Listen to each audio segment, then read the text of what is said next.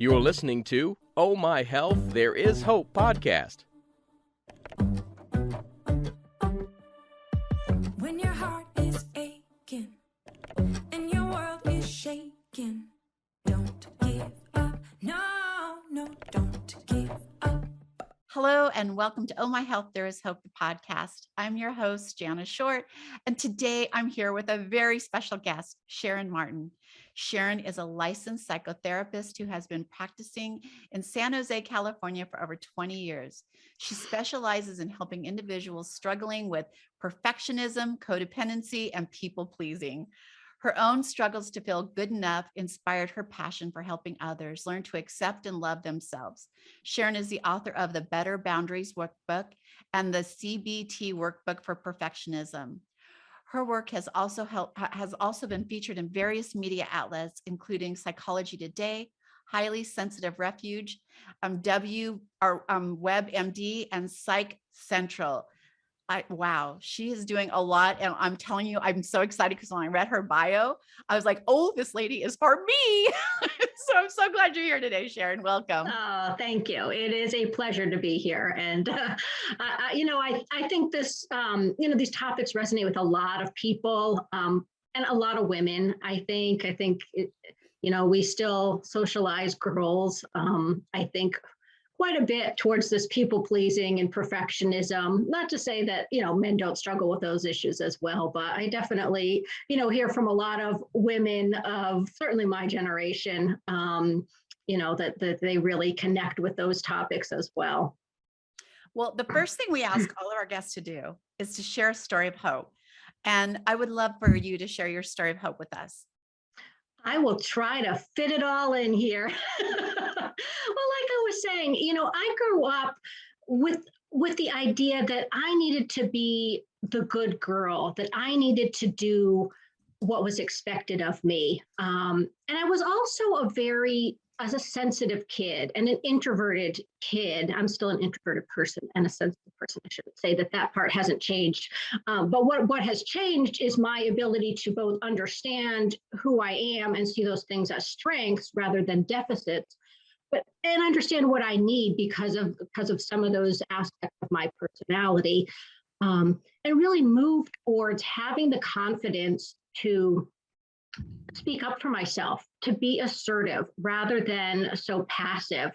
Like I said, growing up, I really struggled to be able to say no to people, to even have a different opinion. I was very afraid that people would be upset with me. They would be disappointed, with what I was doing. And so much of what I was doing was geared towards making other people happy, meeting their expectations.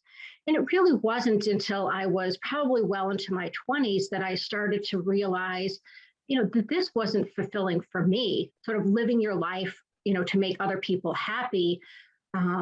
It was draining. I was tired, burnt out, resentful. That was another big piece of it is, I was carrying around this anger, maybe not so much overtly, but sort of passive aggressive anger or just sort of that, building a sense of resentment that I was doing all of these things because I felt like I had to.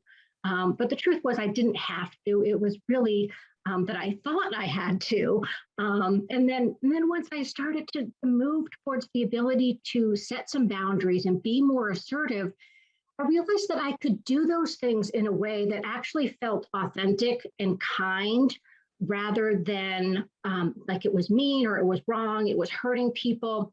And so there was a way to do both, I think was ultimately what I discovered is that I could be myself and be assertive, but also be respectful and kind towards other people, which is really, really important to me. And I think it is, to most people, because otherwise we're not going to speak up for ourselves or we're not going to set boundaries if we feel like we're doing in a way that is hurting other people.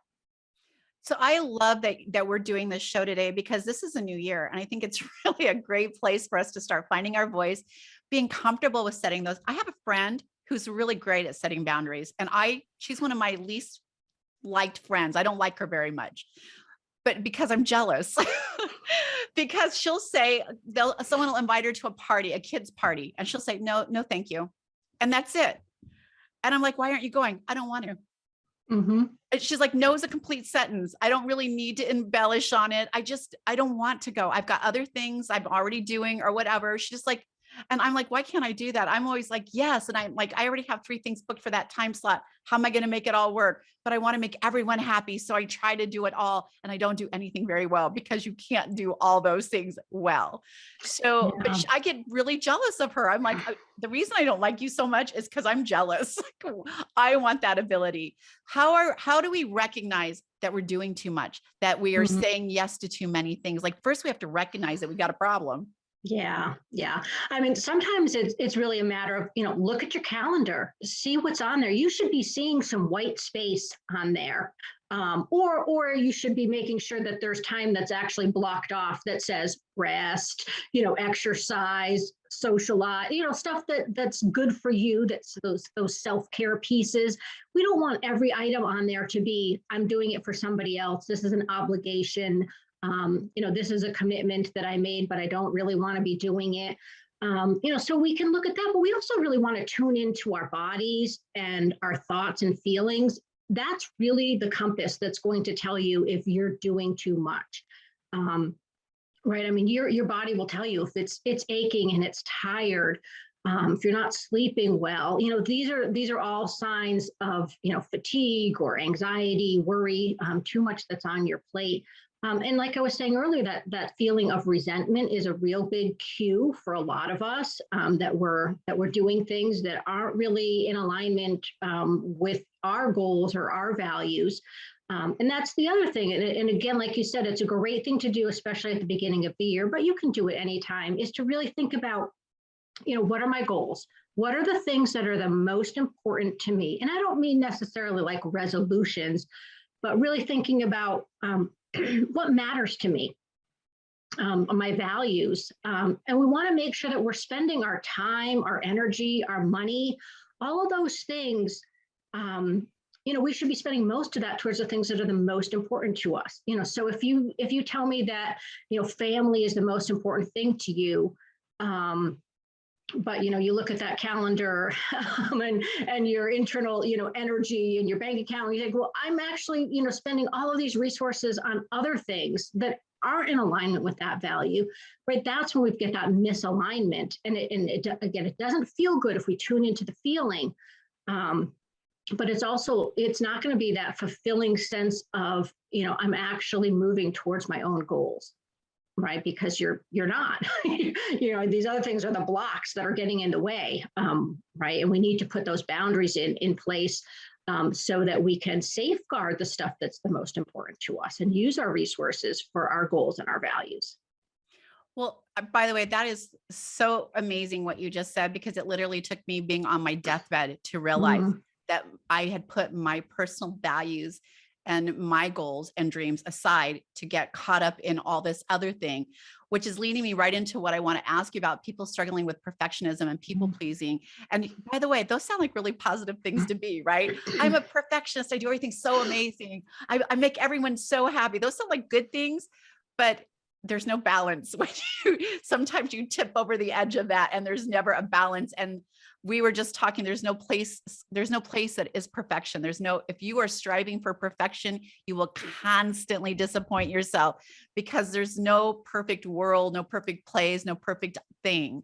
So stop disappointing yourself and start celebrating the things you are doing.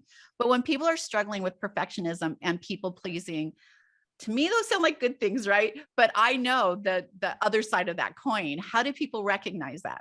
Yeah, yeah. Well, you're absolutely right. I mean, they are good things in small amounts. I really see them as a continuum.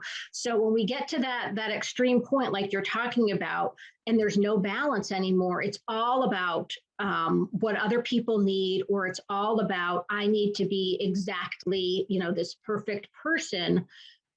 Then we have lost ourselves in all of that. And what we really want to do is we sort of want to dial it back so we can find that place in the middle, because we don't want to be at the other extreme where we don't care about other people's feelings and opinions at all. Because that's not really very realistic, because we do, we live in relationship with other people. And I like to think about, sort of dialing the perfectionism back to a place. Sometimes it's excellence, we want to be excellent rather than perfect. That's achievable. But there are also lots of areas in our life where we don't actually even need to be excellent. We can just be good enough. And again, we really need to give some thought to what those areas are, so that we can put, again, time, energy, and money into the things that we really need to, put those resources into. But again, let's think about, how do I know if I am living my life for somebody else, or if I am, spending too much time on any one particular area of my life so that it can be perfect. And again, I think if you think about the opposite of that, which is that balance that we were talking about, and sort of imagine, well, what would my life look like if it was in balance? What might be some of the things that I was letting go of? What are some of the things that I might be inviting in, to fill up some of that, the place of some of the perfectionism and the people pleasing, because that's taking up, time and energy that you could be using for other things. And I think sometimes that's a helpful way for people to think about it, is not, what do I need to give up, but what could I bring in that would actually be energizing or fulfilling or, restful, rejuvenating, whatever it is that's missing for you. It's not necessarily just, a losing proposition here where we say you need to, give up the people pleasing. Just think about a way that you can maybe do just a little bit less of that, and a little bit more for yourself, considering, what is it that I need? What is it that I want in this situation or in my life in general, so that you can bring some of that in. Sharon, I think that every time I do a show like this, we get a lot of feedback, and the feedback is, you sound super selfish. And I want people to understand that, like, when I'm talking about self-care, when I'm talking about things like this, it is the least selfish thing you can do. By giving yourself that attention that you need, putting those boundaries is not being selfish. Not being a crazy people pleaser is not selfish, because at the end of the day, I'm not responsible for how they feel. I'm responsible for myself and how I feel and how I respond. And so what would you say to people who are saying that sounds super selfish? Yes, thank you for asking that, because like I was saying at the very beginning, for me, it was never going to work if I felt like I was now completely turning the tables and making it all about me. It's not making it all about you, which would be selfish. What we're talking about is that place in between where I can consider, what do I need, and make that just as important as what does somebody else need. It's not necessarily, sometimes my needs are going to be more important, because that's my primary responsibility, is to keep myself, in the best physical and emotional health, in a good place, so that I can, do what I'm supposed to be doing. And also so that I can, be there for other people as well.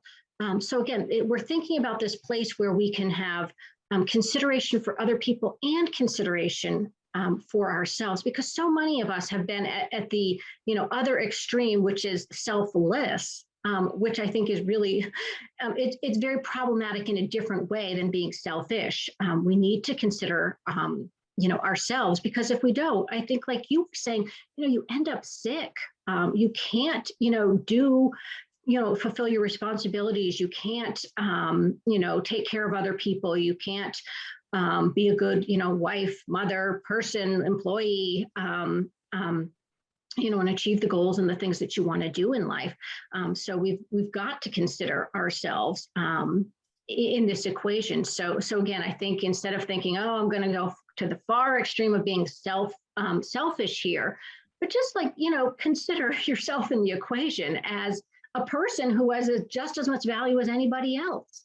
You're not, sort of a superhuman who can just exist and thrive, on the scraps that are left over. I mean, that does not work in the long run. I think, people can do that in the short run. They can kind of push through a lot of things, but it eventually catches up with everybody. I feel like this is more of a women's problem than a men's problem. And the reason I say that is I have 4 children, 3 daughters and a son. All of my daughters have the same tendencies I have of being people pleasers, being perfectionists. Everything's got to be in order, like major control freaks on how things turn out. And my son's just not that way. And he was raised by me, right? He's just not that same way. So I'm wondering why women take it on themselves to be perfect at everything, right? Do you, I don't know if you've ever watched the is it The Amazing Mrs. Maisel or Marvelous Mrs. And yes. the scene where the mom and the daughter are getting ready for bed and they go to bed full on makeup in their negligees, right? Yeah. And they wait till their husbands fall asleep and then get up and take the makeup off and then set the light to wake them up. That was me, by the way. I did that maybe the first year of my marriage until I was like, I don't care anymore. Like it's exhausting. So you see how they grow through the show to be like, I don't care. But why do you think women are in that place where we just, we can't let go of that perfection idea? Well, there's an element of self-worth that I think is underneath that, is that, if we show up as, the messy, hair, no makeup, imperfect people that of course we all really are, there's a fear that we won't be accepted, we won't be loved, that we're not good enough. And I think, interesting that you brought up that example, because, that's going back to, the 50s and the 60s. But I think now we've replaced this with social media, which is, sort of doing the same, job here, which is all of this comparison and, the images of what we're supposed to be. And these unattainable standards that exist. And again, I do think there's a fair amount of it that happens for men as well. They're not immune to it, but we do still socialize women, girls more than boys, towards being caretakers. And that's the other piece of it that we're talking about, especially, with the people pleasing, is that, we're told that, we are responsible for taking care of other people, their physical needs, their emotional needs. And so if you're putting everybody else's needs before your own, yours often, get lost. And there's not always something, kind of left over for you when you think about, when you set up your life that way, that other people are more important than me. Right. So if, it's like we've got that hierarchy that other people have more value than me. There's something not good enough about me that I need to prove to people.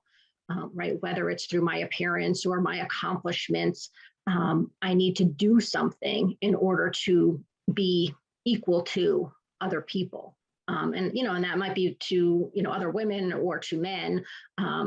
It doesn't really matter, but we certainly are continuing to get all of those messages, and I think we take them in at such a young age. Through our families, culture, religion, social media, it's all, sort of saying, you need to do these things and look this particular way in order to fit in, be accepted, be like everybody else. Well, I definitely don't want to leave this show without talking about creating better boundaries. And what are some of the things that, like, I know you have a workbook, so we'll put links to all the information in here, but like, what are a couple of tips that we can learn, like baby steps, things we can move on today that helps us on that path? Because it's, again, nothing's like a light switch. We're not going to hear the show, read the book, and boom, without putting in the work, everything's changed. But what are like maybe one or two tips that you want to share with us that we can maybe start learning to create better boundaries for ourselves? Yeah, well, one thing is I think it's important to remember that when we set boundaries, what we're doing is we are taking care of ourselves. So we really can frame this as a self-care activity that, we need to protect ourselves from, actually, emotional harm or physical harm. Sometimes that's the case with a boundary. But often it's like we were talking about before, it's like we need to use a boundary to protect our time and our energy and our resources so that we can use those for the things that are most important to us. And there's ways that we can do this that are kind, that are, we don't want to set boundaries in a way that is, demanding or hurtful of other people. They're not almost a weapon. I think sometimes people think, this is something that I do when I get really angry and really frustrated with people. I just, lay down the law and say, that's, not okay with me anymore. And that's really not an effective way to go about setting boundaries. We really want to be a little bit more proactive about it and think it through and come up with the words that are assertive so that we can be clear with people about what it is that we need or want in a situation. But we also have to remember that we can't force people to change their behavior. We can't make other people do what we want them to do. You know, we certainly can, learn the communication skills to make that, help people understand what we need. But ultimately, if somebody else isn't going to change, we also want to remember that we have the power in a lot of situations, I'd say almost all situations, to make changes ourselves. That are boundaries that we can set. They may not be, what we initially thought we wanted. We usually want somebody else to make the change. We want you to stop doing that, but that's not, always going to be possible. And so we want to remember that an effective boundary is often one where you are the person who is going to make the change so that you can get your needs met. I love that you're saying that. And I want to clarify what that looks like to you, because one of the things I notice that women do when they're striving in those to be perfect, to be a people pleaser, is we do change, but we don't change for ourselves. We change to please them, right? And you're talking about creating that change to please yourself, to make, be in the zone that you want to be in, because you don't want to, maybe, I don't know, I can't even think of an example right now, but I do see women all the time that at the end of the day, they don't even know who they are anymore, because they're like this as a mother and like this as a wife and this as a friend, and they're fitting into all these categories and creating whatever they think is going to please that other person. So when you're saying create change in yourself, I want to make sure that they're not thinking that they're changing to make them more pleasing to that person. They're changing to become more pleasing to themselves, to be more happy in their space. Yeah. To get your own needs met. Right. Trying to think of, what's a good example. Like, here's a simple one. So let's just say if you have a friend who is texting you late at night when you're trying to sleep, and you ask your friend a couple of times, please don't text me after 10 o'clock. That's my, quiet time. This is, I realize that I need to, go to sleep or have quiet time before I go to bed. So instead of, just continuing to ask and be frustrated that the friend, isn't doing what you have asked her to do, you have options. You can make changes. You can turn off your phone, you can put that person on, do not disturb or whatever your settings are. But the point is like that you can make a change, that you can do something yourself to get that need met. So I love that you clarified that, because I want to make sure that people stop changing themselves to make themselves more appealing to others, because you're perfect just the way you are. You're special, you're unique, you're beautiful, you're all the things, we were talking about your imperfections, and with that little scenario I gave you about putting makeup on and going to bed like in a perfect state, and like that's exhausting. Your imperfections are what make you perfect and what make you beautiful. They're what make you so unique. So stop changing them to fit in. Yeah, well, and they're really the way that we connect with people is that we relate because we're all imperfect. I think if we just sat here and talked about how perfect our life was all of the time, there wouldn't be any connection. It would just be two separate people, saying, oh, well, I'm perfect and I'm perfect. But it's really, if you think about the way that you create friendships and relationships with people, and, the deep connections are we're sharing something vulnerable, which is, something imperfect that has happened or that we have done. That's really where, that real meaningful connection happens with people. So that's the other, the flip side of it. We can't, of course, be perfect, but when we can really step into accepting ourselves as imperfect, and then, find people that we can trust to share that with, we have the potential to have some real meaningful, important relationships. By the way, that's my goal for 2022. When we set goals for ourselves, I wanted to learn a better way of setting boundaries and feeling good about them. Because sometimes when I set a boundary, it makes me feel I have so much guilt. Like, oh, I feel so bad. I hope I didn't hurt their feelings. And then the guilt is so overwhelming. I just call them up. You know what? I'll go ahead and do it. to relieve myself of the guilt.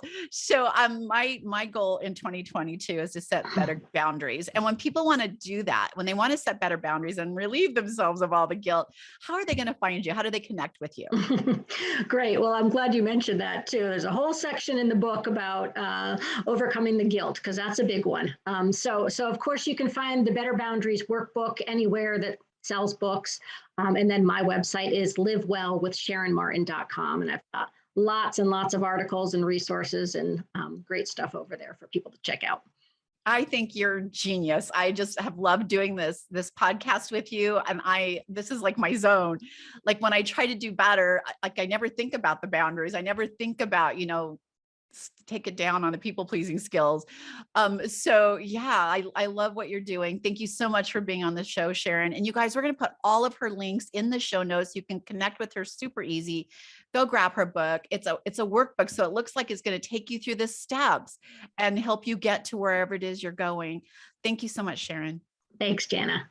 Thanks for listening to the Oh My Health, There Is Hope podcast. Make sure to visit Jana's website, bestholisticlife.com, where you can subscribe to the show on iTunes, Google Play, or listen there, so you'll never miss an episode. While you're at it, if you found value in the show, we'd appreciate a rating on iTunes, or if you simply tell a friend about the show. That'll help too.